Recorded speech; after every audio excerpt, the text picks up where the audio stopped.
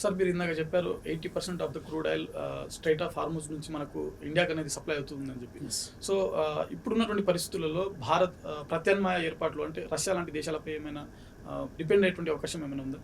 అంటే సింపుల్ మనకిప్పుడు రష్యా నుంచి మనం ఆల్రెడీ లాస్ట్ ఇయర్ డిసెంబర్ నుంచి మనం తగ్గిస్తూ వచ్చాం. మనం అమెరికాతోని ఇంటరిమ్ ట్రేడ్ డీల్ అంటే మధ్యంతర వాణిజ్య ఒప్పందం చేసుకున్నాం.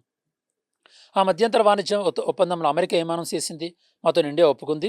రష్యా నుండి ఎలాంటి ఆయిల్ కొనబోవడం లేదు ఫ్యూచర్‌లో అని చెప్పేసి. అంటే ఆల్రెడీ మనం రష్యా నుంచి ఆల్మోస్ట్ ఆల్ పెద్దగా ఇప్పుడు మనకి దిగుమతులేం లేవు. సో చెప్పాలంటే వెనెజులా ఇప్పుడు అమెరికా కంట్రోల్‌లో ఉన్నటువంటి వెనెజులా నుంచి మనం ఆయిల్ తీసుకోవచ్చు.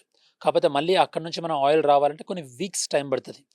సో ఇమ్మీడియేట్‌గా మన కొద్దిగా ఇరాన్ నుండి సపోర్ట్ ఉన్నట్టయితే గనక మన ఇండియాకి వచ్చేటటువంటి క్రూడ్ ఆయిల్ ఏదైతే ఉందో అది ఎఫెక్ట్ లేకుండా మనం తీసుకొచ్చుకోవచ్చు. అండ్ ఇంకా కొన్ని రోజుల వరకి ఇంకా ఎమర్జెన్సీగా మనము స్ట్రాటజిక్ పెట్రోలియం రిజర్వ్స్ అని చెప్పేసేసి మనకిప్పుడు వాటర్ ఎట్లయితే గనక ఇంట్లో మనం వాటర్ ట్యాంక్‌లో స్టోర్ చేసుకుంటామో, అలానే మన ఇండియా కూడా తనకు కావాల్సినటువంటి అర్జెంట్ ఆయిల్ అనేది మనకి స్టోరేజ్‌లో ఉందన్నమాట.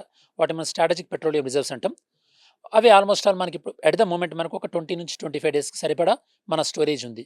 వాటిని కూడా మనం ఇమ్మీడియేట్‌గా యాక్టివేట్ చేసుకోవచ్చు.